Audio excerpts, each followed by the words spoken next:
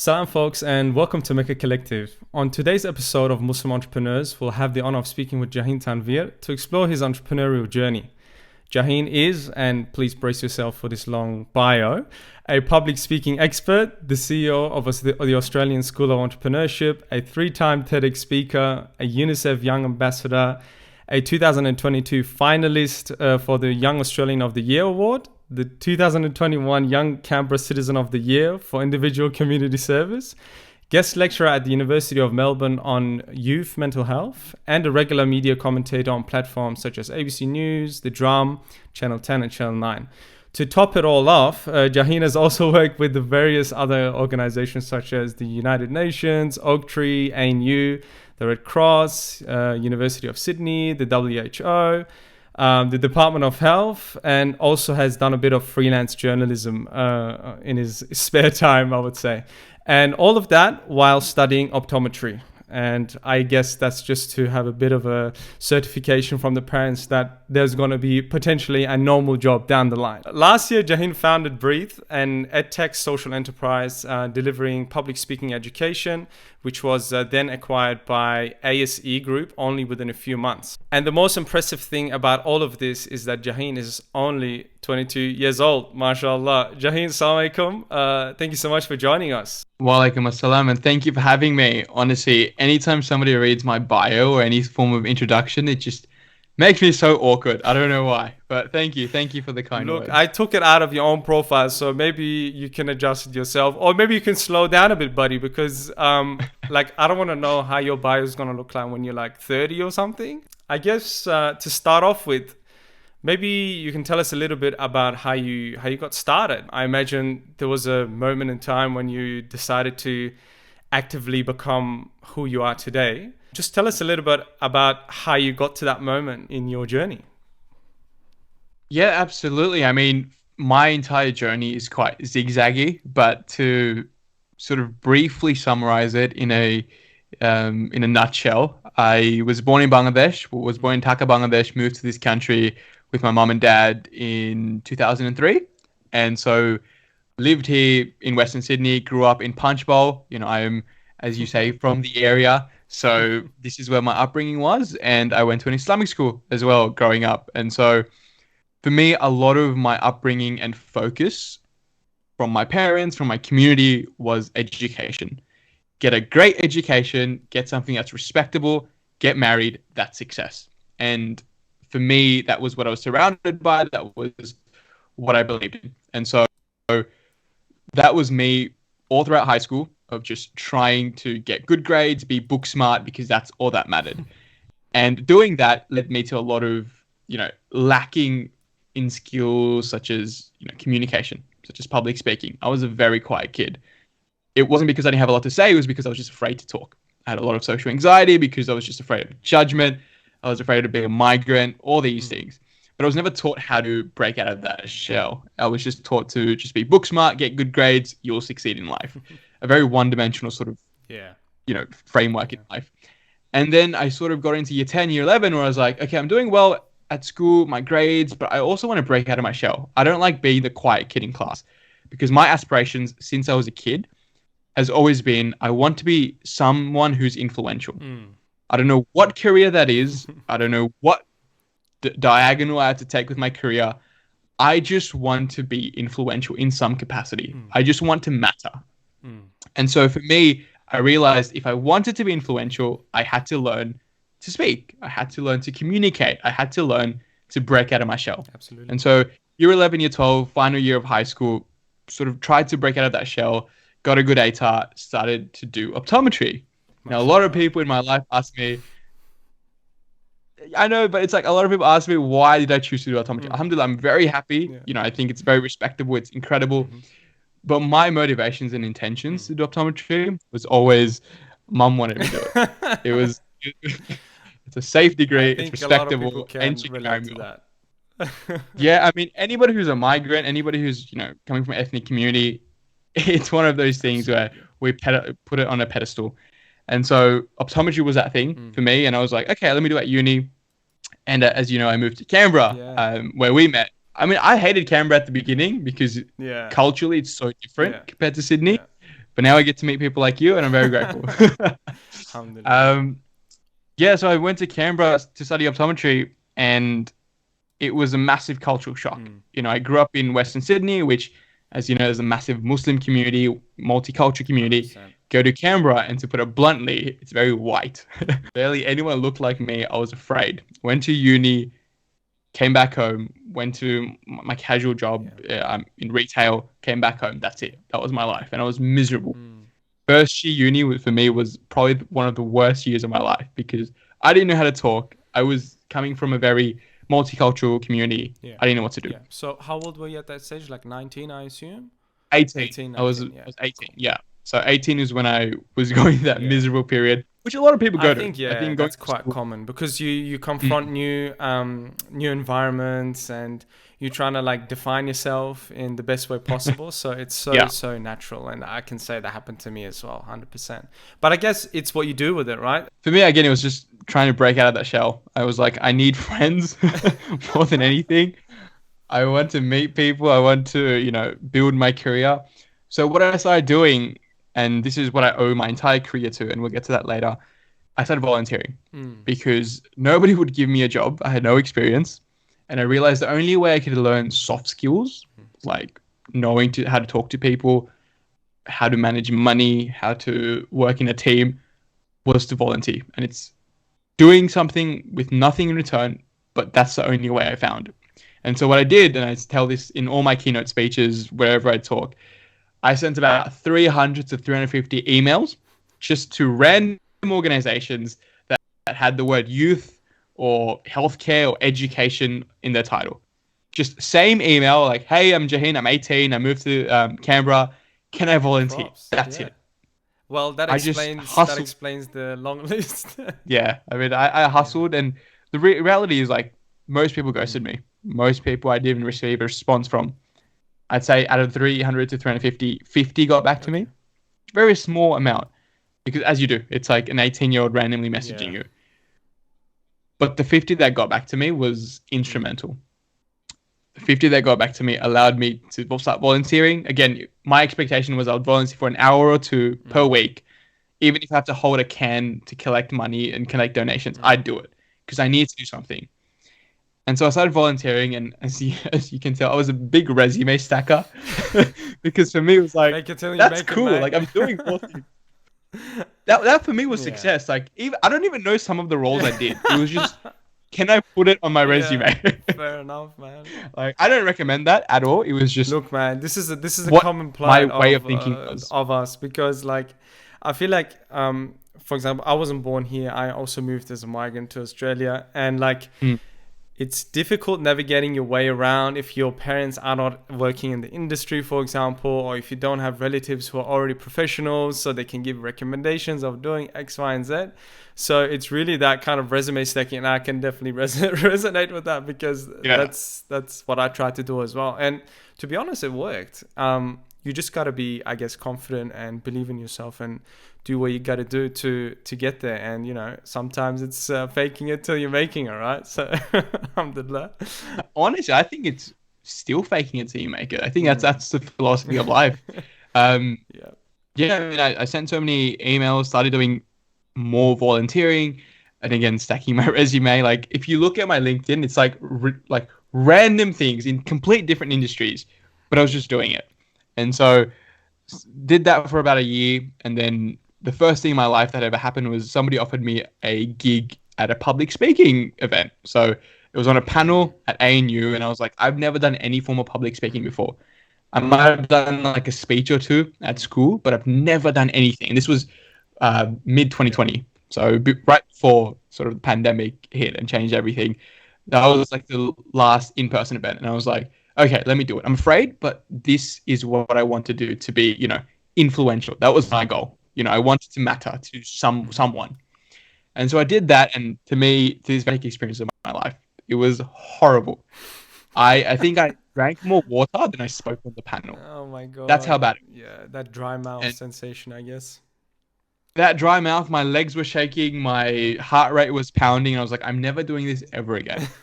And as the story goes, I was like, this is horrible. I'm never going to do it ever again. one of the people in the audience came up to me afterwards, and again, I was like 19 at this time. They came up to me and they put their arms around me and said, "Hey, that was really good. Would you want to do this again?" Oh. And in my head, I was like, I was horrible. Why would you ever even ask me that? But they were like, no, this was awesome. You're young. We need more young voices. Mm-hmm. We need more people that look like you, speak like you. Mm-hmm. We need representation. Yeah. And at that moment, something clicked in me. Like, I don't know what it was.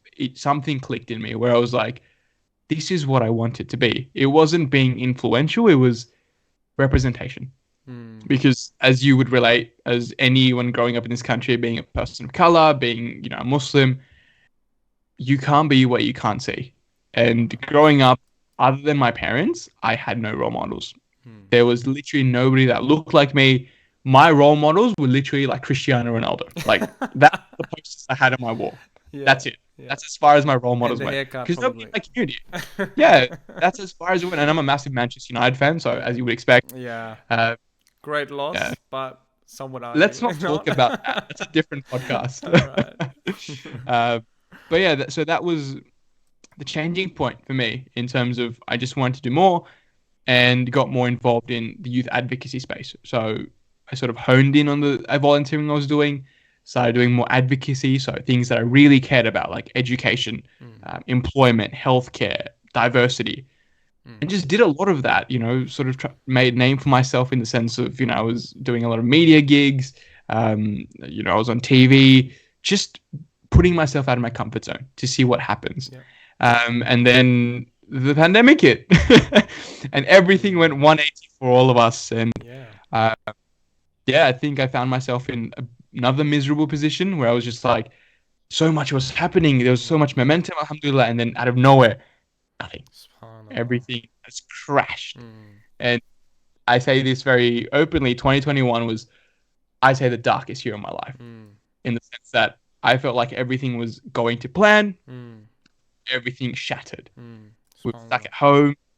We'd open the TV and there's like police with dogs walking around Southwest Sydney, and it felt horrible. Yeah. And I remember just waking up and thinking, I've made such bad decisions. I started regretting life, all my decisions, all that. And so that's what it was. And then alhamdulillah, we all got out of it, out of lockdown. And then I told myself, and this is where the entrepreneurship journey comes through. This is what I told myself is, there's one thing that I've always wanted to do, and that is have my own business. I've never had the courage. I've never had the business background. I don't know anything about business. Let's give it a shot. And so that's where, as you heard from the introduction, that's where Breathe was born. So I was just like, okay, what kind of business could I possibly start? What do I actually care about that I'd spend long nights and long mornings? And the only thing I could come up with is public speaking. And the reason it was public speaking is because I've never felt like I had a voice growing up.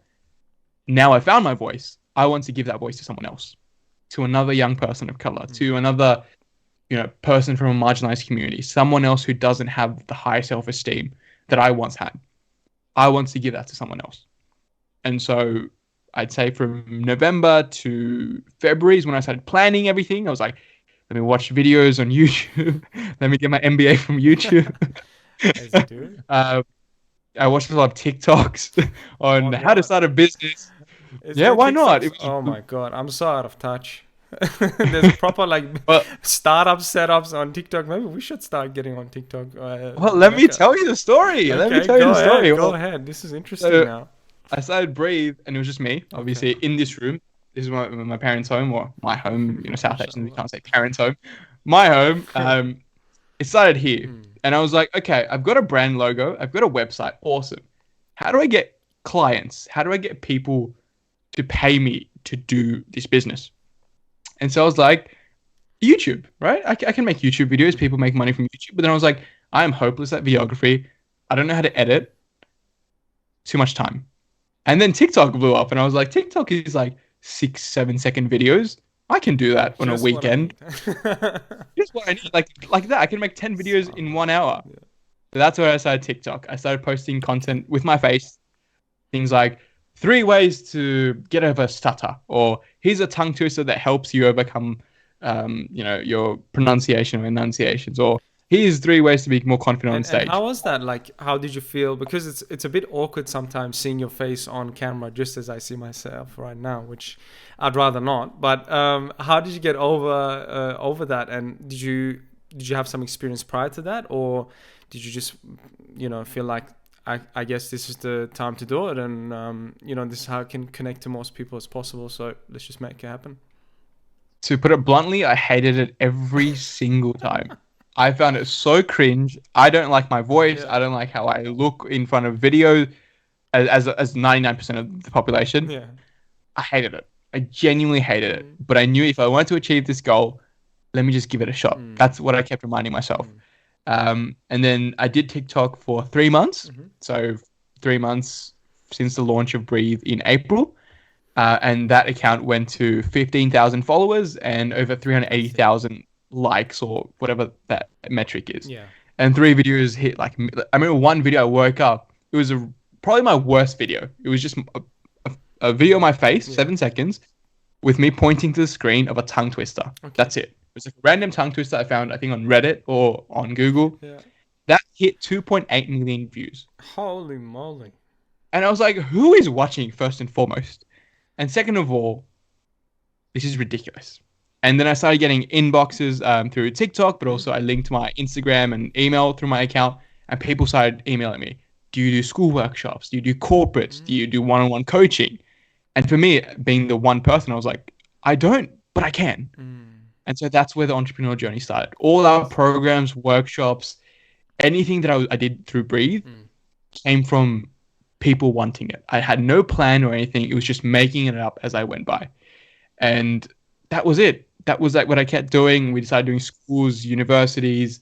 We did Sydney Children's Hospital. We taught a lot of getting some people on board as well, or was it still just so you?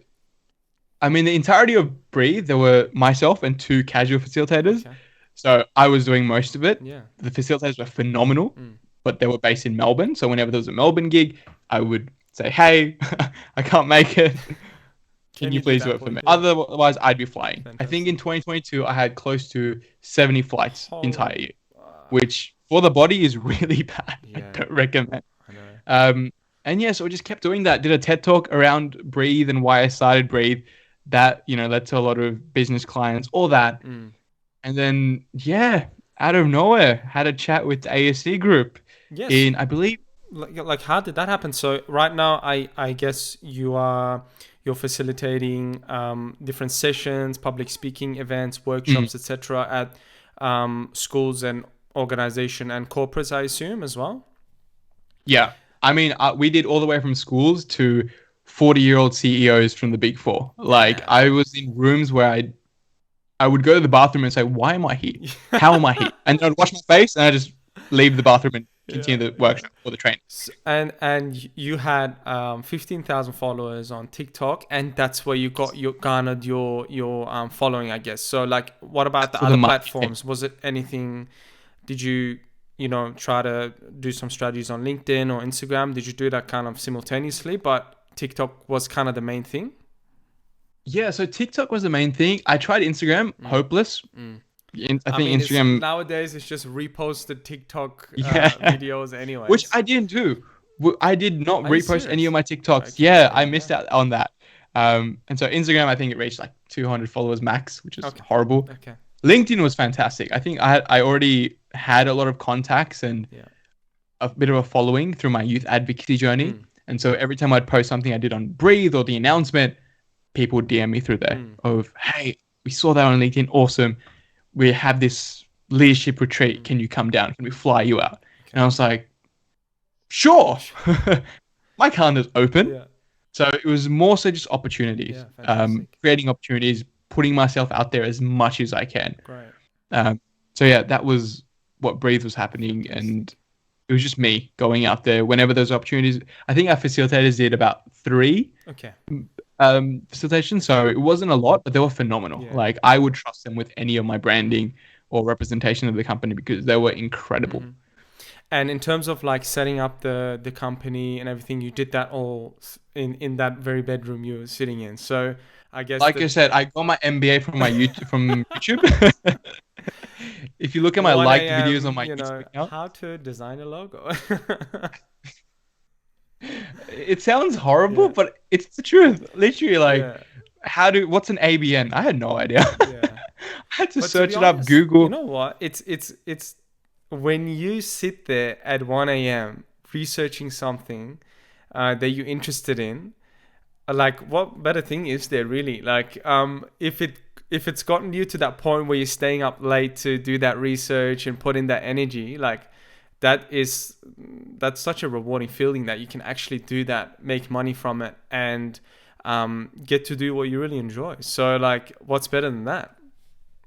Yeah, I mean, I didn't like. I loved every bit of it. Mm, Like, it was exhausting. mm, I've still got bags under my eyes from that experience, but for me, it was like my baby, mm, right? Breathe was my baby. I created it from, again, this room mm, at home. Everything I did was like I was creating progress. mm, And that idea gave me a lot of adrenaline, a mm, lot of excitement. That every time I get an email, that excitement would, mm. just be incredible. So it was Alhamdulillah. a lot of that. Yeah, beautiful.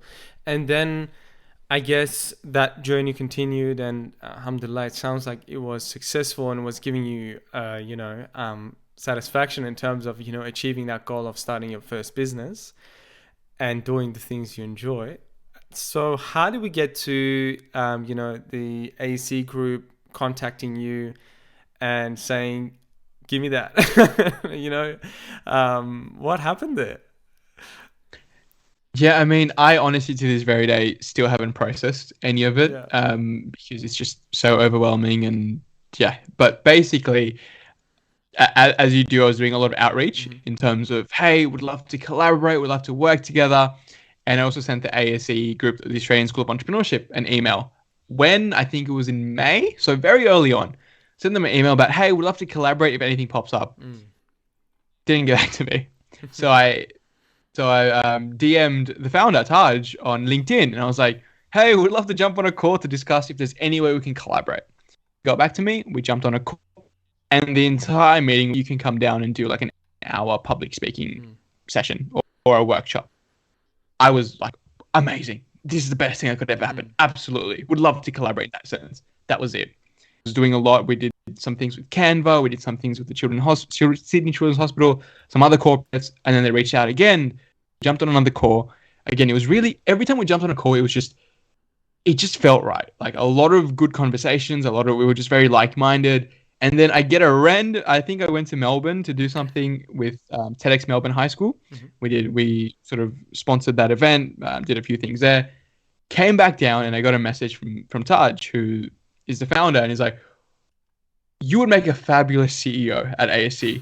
What would it take for you to do Breathe under the ASE? Especially with my bedroom MBA. Nobody knew that, and I wouldn't tell him that that this operation is in this bedroom. The operations center in the heart Um, of Sydney. I mean, now he knows, but Yeah. back then, I think I conveyed it so beautifully. Well done, mate. MashaAllah. But yeah, it was just one of those things where I was like, just thinking about it, like, this is incredible. Like, I didn't want to sell the company or anything Mm. like that because I'm the type of person that even if I have a large sum of money, I would still want to work. I'm a workaholic. I love my work. Mm. And so when he mentioned that, I was like, would I regret this if I said no in 10 years' time? Mm. Inshallah, if I was to live that long, would I regret saying no? Mhm. And everything in my brain, in my head, I did, wrote my things down, pros and cons. Everything said yes. Mm. This is a once in a lifetime opportunity. How do I say no? Mm. And so, yeah, it was just a no brainer. We jumped on a few more calls and yeah, just that energy, which was back and forth. And it was like, this was meant to be. Mm. And so Breathe got acquired now. And everything that Breathe had, all the workshops, programs, ideas, connections, it's all under the ASE. My identity went from Breathe to now fully ASE. Mm. Mm. Why don't you tell us a little bit about the ASE and what your role is and what the organization does, actually, so we can contextualize that acquisition a bit better as well. Yeah, absolutely. So the ASE, for the audience, is the Australian School of Entrepreneurship. So the ASE is Australia's largest youth innovation and entrepreneurship provider. So we work with about 180,000 young Aussies every single year. When I say young, it's usually 3.5, so 3.5 years old, all the way to about 30. So teaching that age bracket life skills. So things like public speaking, things like financial literacy, how to start a business, technology, STEM, all of that falls under the School of Entrepreneurship. How do we do that? We do that in a form of workshops, programs, as I would do in Breathe, but obviously much more categories than exclusively public speaking. We have events, so we have our Young Entrepreneur Summit. So we do that in every single city across Australia. It's like TED Talks, but for entrepreneurs. And we've got an online education platform, which has all our modules, content, basically online ed. And we're also building a curriculum for Australian schools all around entrepreneurship. So a kid in high school can learn science, maths, English, but also entrepreneurship this coming year. So that's what the ASE does. Breathe was exclusively public speaking. So I did nothing but public speaking. Public speaking and leadership, public speaking and communication. But the crux of it was just public speaking. Whereas ASE is what an entrepreneurship needs. And as we know, entrepreneurship needs a lot of things. It needs all the way from technology, diversity, inclusion, all of these things. So I was a very small very small fish. I was playing in a pond, but I always wanted to be a specialty. And so ASE does everything. And so I was able to sort of come into a team and a community where I was able to do everything I wanted to do, but at a scaled up version where it wasn't just public speaking, but it was everything an entrepreneur needs. And for me, it was like overwhelming at first, but I was just like, this is awesome. I want more of this. And obviously stepping from, being the director or founder of Breathe into now being the CEO of this large organization, which has people working under it and has so many projects. There's some similarities there, but you've only done it for a few months with Breathe. So how are you going? Like, how did you transition into that, into that role? How are you going? Yeah, I mean, Breathe was up for about 6 months before it got acquired. And now I've been in the role at ASE for 4 months now. How is it going? I think, to put it bluntly, the first 3 months last year was a massive learning curve. I've never worked in a team the size of ASE. I've never been in a proper CEO role. Like Breathe, I was obviously founder and CEO, but to who? Yeah. To myself and to casuals. You know what I mean? Now we've got full-time staff. We've got casuals or facilitators all across the country, nationwide. And so I definitely made a lot of mistakes. I think at the beginning, I was just trying to prove myself way too much. I was just like, I just turned 22. I'm the CEO now. I have a massive question mark on my forehead. What do I do? And so I was just trying too hard, honestly. The crux of my struggle at the beginning of adjusting was I was trying too hard. I was trying to be someone I wasn't. And I think month 3 is when I sort of took a bit of a step back and I was like, what type of leader do I want to be? And that made it easier. When I started asking more questions, when I started praying more, when I started journaling more, when I started just taking care of myself more, things became much easier. And now we started my 4th month in this role, January. It's been one of the best months I've had, alhamdulillah, in my life, in terms of business, in terms of my mental health, because I'm taking care of myself more.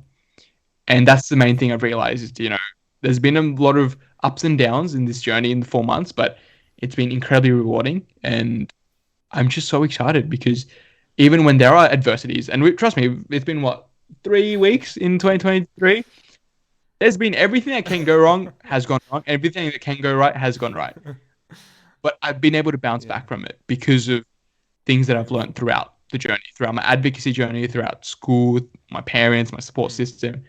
Yeah, it's been a journey. It's been a roller coaster, but I love it. Like, I would not trade this hectic, crazy lifestyle for anything. It's what keeps me on my toes.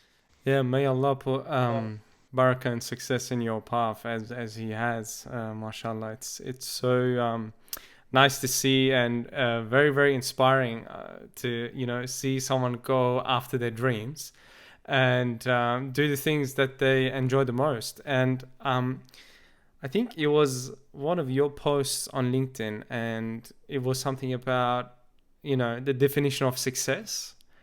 And you said something very interesting. I think it was about, success is, ending the day, feeling you've done something that you connect with, that you feel proud of, that you feel like you've been productive. Not productive in a toxic way where, I've built 5 hours or 7 hours. But feeling something you're proud of. How did you come to that conclusion? Because it's such a great insight. I resonated with that quite a lot, actually. Yeah, I mean, for me, like I said at the beginning, my definition of success has changed a lot through life experiences. When I was in high school, it was get a good degree, get good marks, get married. That's it. You've made it. And then I go to university and I realize, oh no, I need more skills than that. Success is quote unquote status or power or influence, as I used to call it.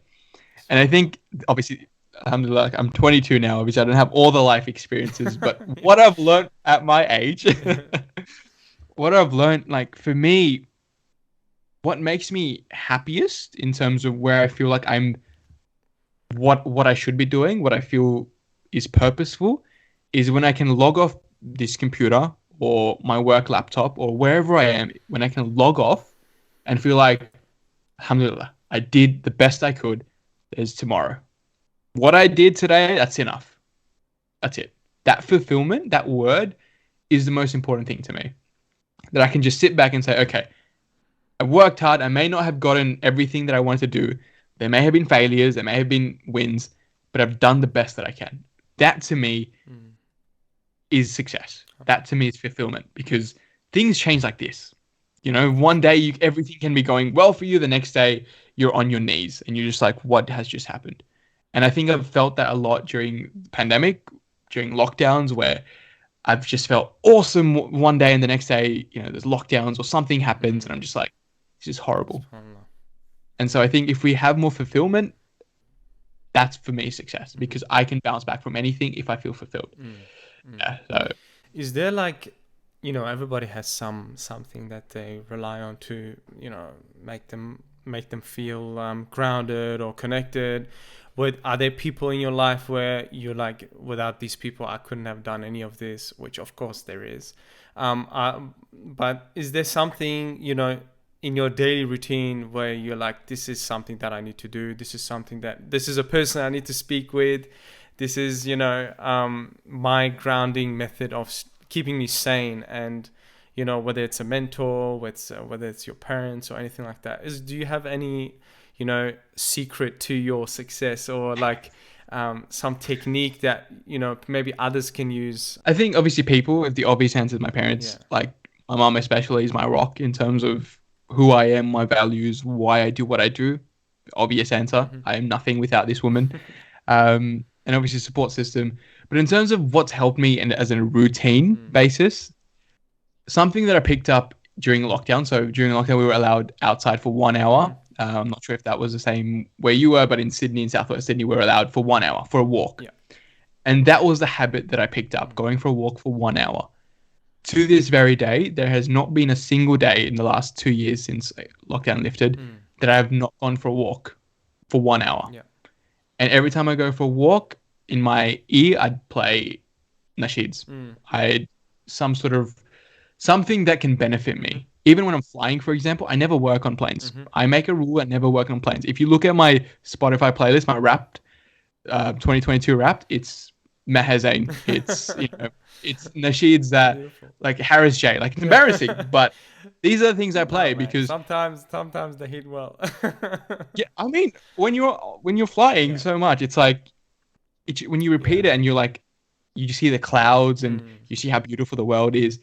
I don't know. It's just something that puts me in that frame of mind. So I go for a walk every single day. It's a non-negotiable. Beautiful. Where I play something that I can just zone out and think about and just be more grateful. And also when I fly a lot, I just take a seat back. I don't have any phone on me or anything. I just have my headphones and just listen to something. That's been incredible for me. Beautiful. Like just to zone out. Because when you're a founder, I'm sure a lot of people relate, or an entrepreneur, you're always around people. There's always a meeting. There's always something to do. There's always an email that pops up. You never have time for yourself. For me, it used to be the gym. So when I was like 18, 19, I loved the gym because it's 1 hour for myself. Yeah. But now it's become going for walks. I still go to the gym in the mornings, Yeah. but going for walks has been revolutionary for me. I actually can't agree more. Like lockdown, obviously, there was a lot of dark days, and Mm. you'd rather not be in that position. But alhamdulillah, there was certainly a lot of things that I personally also picked up from lockdown that I continue to this day, which I'm very grateful for. And one of them is really going for walks. Like me and my wife, we love to go for a walk. We go to Lake Burley Griffin, do a little stroll Mm. there. Sometimes there's a bit too many bugs at night. Like last week we went It's around, it Canberra. was, mate, we were like enveloped by bugs. But yeah, walks is one of those things. And subhanAllah, I think there's a verse in the Quran. It says, I can't remember it specifically, but relating to you know the servants of the merciful are those who walk upon the earth lightly, and when the ignorant address them, they say peace, they say salam. And there's something that just resonated with what you were saying, because walking is different to gym. Like I love going to the gym as well, but in the gym you try to get yourself hype, right? So I'm listening to like crazy music, Yeah. trying to pump out as many reps as I can. But walking is one of those Mm. things that also helped me ground quite a lot. And just on the flip side of that, you know what has been in your journey so far, what has been the most challenging thing for you? Is there something that you really, really needed to address at some point and say, okay, this thing, I need to get over this and move on? Or is there something that was extremely challenging that got you to where you are today and, polish you up? Or it could be still ongoing today that you want to share. Yeah, my biggest challenge, and I'm sure every single person listening to this will relate to it, massive imposter syndrome. Mm. I'm 22. I again acknowledge very openly I don't have all the life experience because of my age. And I think walking into a lot of rooms, especially like corporates, a lot of established people, a lot of people worth like 100, 200, $300 million, I had severe imposter syndrome as to how I have the letter CEO on my name tag and they have it as well. How are we in the same room? Yeah. You know, like Alhamdulillah, ASE is a big company, Mm. revenue wise, fantastic, phenomenal. But a lot of me was just like, why am I there? Mm-hmm. Why do I have those three letters? Mm-hmm. I'm just 22. Mm-hmm. And that was, again, the first 3 months where I just went through a lot of like, why am I here? Should I be here? Someone else should do this. Mm-hmm. Just that imposter syndrome Mm-hmm. of just in that really bad mindset because I was overwhelmed. Mm-hmm. More than, it wasn't because I didn't have confidence. I have a lot of confidence in myself, in my ability, but it's just, I was so overwhelmed with so many thoughts at once. To this very day, I still get instances where, I recently came back from America, spoke at a conference in Michigan, youngest person, South Asian, as you can imagine, American demographic is very different. I was very frightened. The whole 16-hour flight, I was like, am I actually going? Like, am I actually going to speak to these people? A lot of imposter syndrome. But when I went there, it was one of the best experiences of my life. Beautiful. People were so nice. People resonated incredibly. Some of the best business opportunities came from there. But it was just, I had to get over that hurdle. So biggest challenge is imposter syndrome. Have I overcome it? Yes and no. I'm still overcoming it. But it's something that makes us all human. I don't think we ever overcome imposter syndrome. It's just how we manage it really well. I can imagine along your journey, there've been a lot of people who've have given advice or even unsolicited advice. What was the best advice you got along the way, and what was the worst advice you got? So, I mean, the best advice that I've ever gotten was probably the most simple advice I've ever received was follow the fun. Follow the fun. If you enjoy something, you will do more of that. If you have fun doing something, you will spend long nights, early mornings, you will hustle. And that's what I found. I love public speaking. I enjoyed it a lot. I hustled a lot. I still hustle because I find it fun. So if you enjoy doing something, follow it. If you don't enjoy it, make it fun. There's always a narrative you can create and say, hey, I don't like accounting, but I am a superhero and I'm trying to overcome numbers who are the villain. Anything you make fun and enjoyable, even if it's in your own head, nobody else has to know. It makes life much easier. And so follow the fun. If not, create your own fun. Worst piece of advice that I received was at uni. And this advice, again, it's not like, not to discredit the person, but it's advice that a lot of us hear at a young age, but it was just something that wasn't something that I wanted to hear at that age. It was just act your age. Act your age. I think I was 19, 20, and in the Western culture, what does a 19, 20-year-old do? Typically, it's, party. It's get into relationships, all these things. I was I was told that ridiculously. Act your age, go with the flow, you're young. And I was like, what's that mean? Like, I've always been the type of person that I want to use my youth because I've got energy. If I don't have energy if I don't use this energy now, when will I? And so that was the worst piece of advice I've received. Act your age. I remember going back home, I'm like, am I doing something wrong by not acting my age? Like, what am I doing not acting my age? So yeah, alhamdulillah, I did not listen to that. And don't get me wrong, I still act like a 22-year-old sometimes. I have fun, I crack jokes with my high school friends. Still, I've got that, but it's just the other side of it, of the negatives that a lot of people say. Oh, just enjoy it. No. In terms of final thoughts, I wish we had plenty more time to chat together today. But in terms of final thoughts, is there anything that you wish you knew before you started your business journey that you would like to pass on to your past self? Yeah, absolutely. I think the main thing is nobody has it figured out. Every single person, no matter how successful they are still trying to figure it out. That's the main thing. I am alhamdulillah, very honored to be in a lot of rooms, a lot of, meetings, a lot of conversations with people who, most of society would deem incredibly successful, incredibly, phenomenal as human beings. And I've had a lot of, vulnerable conversations with them. And after those conversations, the main thing I said to myself, they're actually just human. They're actually just human beings trying to figure it out.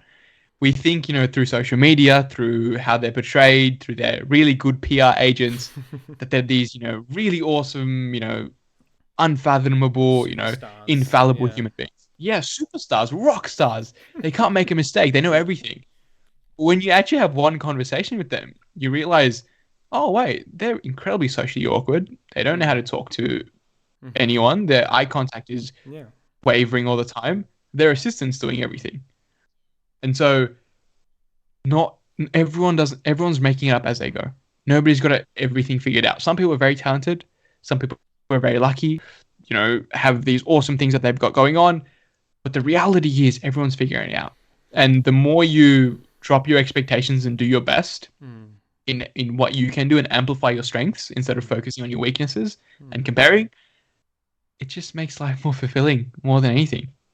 Because again, we put so many people on pedestals, so many things on pedestals, but the reality is we're all human. Some people do it really well because they've been doing it for a longer period of time. As we often discover on this Muslim Entrepreneurs series, the best business advice is also applicable to life. So whatever it is, whether it's your career, whether it's your business, whether it's your aspiration spiritually, academically, it's really true. At the end of the day, those people you look up to, they're just human, obviously. And they had a journey and they had a path, and look at their path, see what they've done right, see what they've done wrong, and, match yourself and find your own pathway and journey. Look, Jahin, thank you so much for your time today. It was really a pleasure learning about you and your entrepreneurial journey. And thank you everybody for joining in today as well. If you want to learn more about Jahin Tanvir and his work at the Australian School of Entrepreneurship, check out his LinkedIn, check out his Instagram, and also check out the Australian School of Entrepreneurship on their socials. If you would like to stay up to date with the happenings at Mecca Collective and support this initiative, make sure to subscribe to our YouTube channel and follow us across our social media accounts, especially LinkedIn, where we share some interesting insights about startup journeys, business, and all things related to that.